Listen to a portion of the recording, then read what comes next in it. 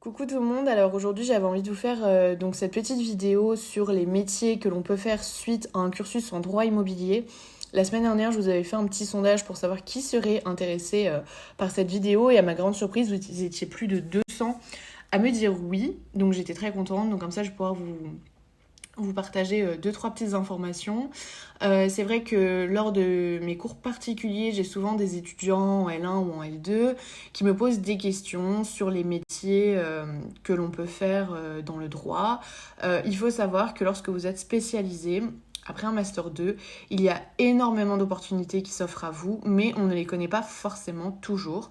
Donc là, j'ai envie de vous le faire pour le droit immobilier. Si vous voulez, dans d'autres matières, je pourrais me renseigner.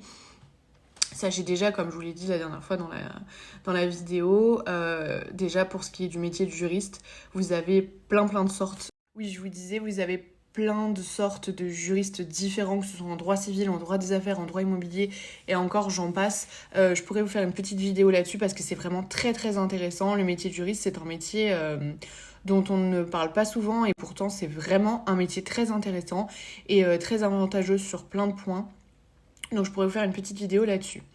Alors, les métiers dont je vais vous parler aujourd'hui en droit immobilier, ce sont des métiers qui nécessitent pour la plupart un Master 2 en droit immobilier, donc une maîtrise puis un Master 2, sachant que vous avez des métiers où vous pouvez très bien choisir un autre cursus que le Master 1 et le Master 2. Alors, comme je ne les connais pas exactement, je ne peux pas réellement vous en parler, mais là, par exemple, je vais vous parler du métier de clerc de notaire. Vous n'êtes pas obligé d'avoir forcément un Master 2 pour pouvoir faire ce métier. Donc en droit immobilier, il y a déjà les métiers que l'on connaît. Hein. Forcément, vous avez tous déjà entendu parler du métier d'avocat. Eh bien oui, vous pouvez être avocat spécialisé en droit immobilier ou en droit de la construction. Donc ça, vous le savez. Pour devenir avocat, vous devez donc passer le CRFPA. Ensuite, vous êtes donc élève avocat et ensuite vous passez l'examen que l'on appelle le CAPA. Donc sachez en tout cas que l'on peut être avocat spécialisé en droit immobilier et en droit de la construction. Ensuite, vous avez donc, comme je vous le disais, le métier de juriste. Lorsque vous êtes juriste, il vous faut donc un Master 2 en droit immobilier si vous voulez être juriste spécialisé en droit immobilier. Alors vous en avez plusieurs sortes. Déjà, le premier, c'est juriste en droit immobilier. Juriste en droit immobilier, c'est peut-être le plus courant. Vous allez faire beaucoup de droit de l'urbanisme, du droit des baux, un petit peu de droit de la construction. Enfin, ça dépend vraiment de l'entreprise dans laquelle vous allez être pris. Ensuite, vous avez des juristes spécialisés en droit de la copropriété ou des juristes spécialisés en droit des baux commerciaux, baux civils et commerciaux. Faut savoir que voilà, on peut trouver juriste en droit immobilier qui est assez large, mais vous pouvez trouver encore plus précis. Et donc, voilà, faut savoir que juriste en droit de l'urbanisme, juriste en droit de l'environnement ou juriste en droit des baux civils et commerciaux, ça existe. Toujours dans le métier de juriste, vous avez donc, comme je vous le disais l'autre fois, juriste en droit de la construction ou bien juriste en assurance construction. Donc ça touche vraiment au droit immobilier et plus précisément au droit de la construction. Attention tout de même, juriste en assurance construction, vous faites quand même beaucoup de droit des assurances, mais sachez qu'avec un Master 2 en droit immobilier, vous pouvez très bien faire ce métier puisque c'est ce que je fais actuellement. Ensuite, vous avez juriste en promotion immobilière. Donc, juriste en promotion immobilière, ça touche vraiment au droit immobilier notarial. Donc, voilà, si vous avez fait des études en droit notarial, c'est tout à fait faisable, il n'y a pas de problème.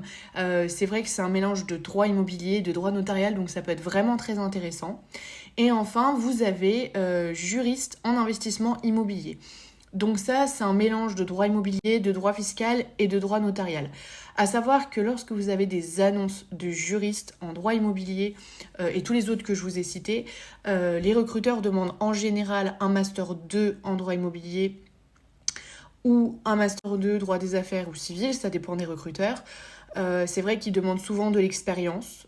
Donc ça, après voilà, c'est ce que je dis, il faut toujours tenter sa chance, postuler à une annonce si elle vous plaît, même si vous ne remplissez pas tous les... Ensuite, un autre métier dont je vous ai souvent parlé, donc c'est le métier de notaire. Ça, je vous ferai une vidéo là-dessus parce que vous avez été beaucoup aussi à me demander de vous faire une vidéo sur le métier de notaire. Comme ça, je pourrais aussi vous parler des formations pour devenir notaire, mais aussi du métier de clerc de notaire.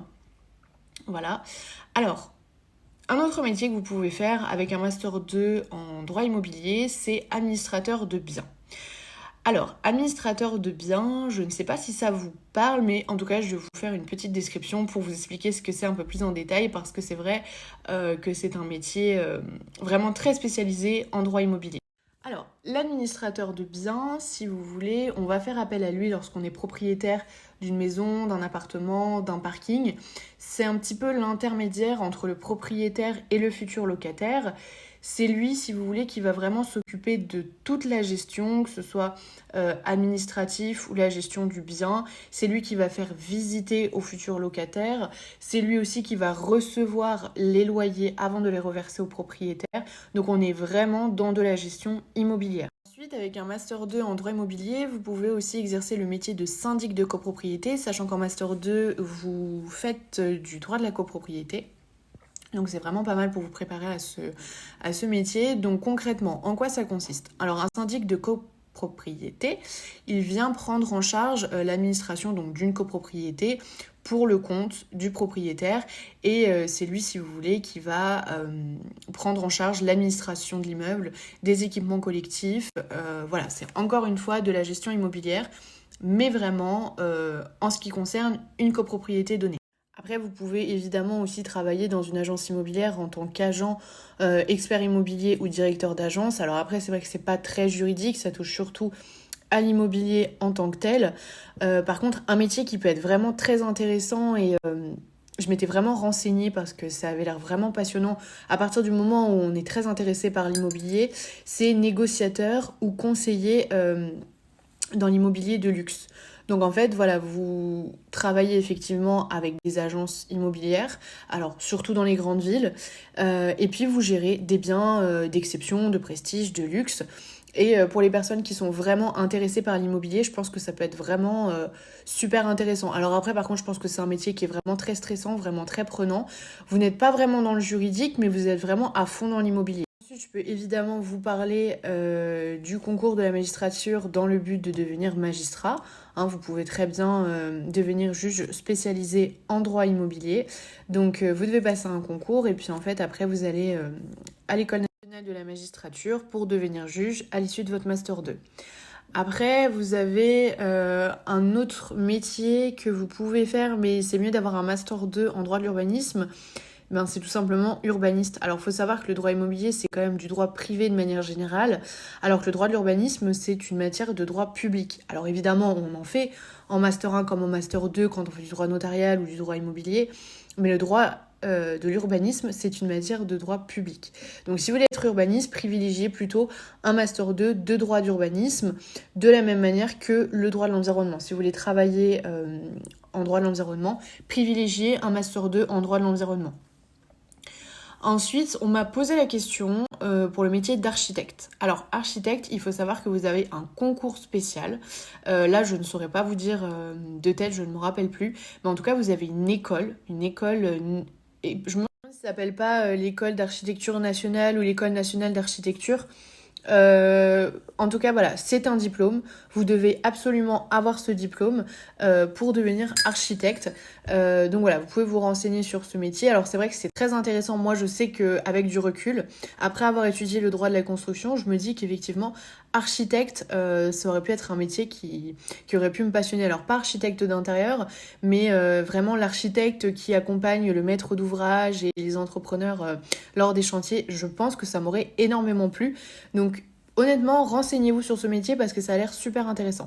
Donc voilà, donc j'espère que cette petite vidéo vous aura plu. N'hésitez pas à me poser des questions si vous en avez. Et puis surtout, c'est ce que je vous dis à chaque fois, écoutez vraiment vos envies, n'écoutez pas les autres. Voilà, si vraiment vous avez envie de faire quelque chose, si vous rêvez de faire quelque chose, eh bien faites-le, écoutez votre cœur, écoutez votre instinct. Après, parfois, c'est vrai qu'il peut se passer des choses et voilà, on ne peut pas atteindre nos objectifs pour telle ou telle raison. Mais en tout cas, si vous avez vraiment un rêve, une envie, faites tout, donnez tout pour y arriver, c'est le plus important parce que au moins vous n'aurez aucun regret. Voilà, bonne journée à tous. Faites tout, donnez tout pour y arriver, c'est le plus important parce que au moins vous n'aurez aucun regret. Voilà, bonne journée à tous.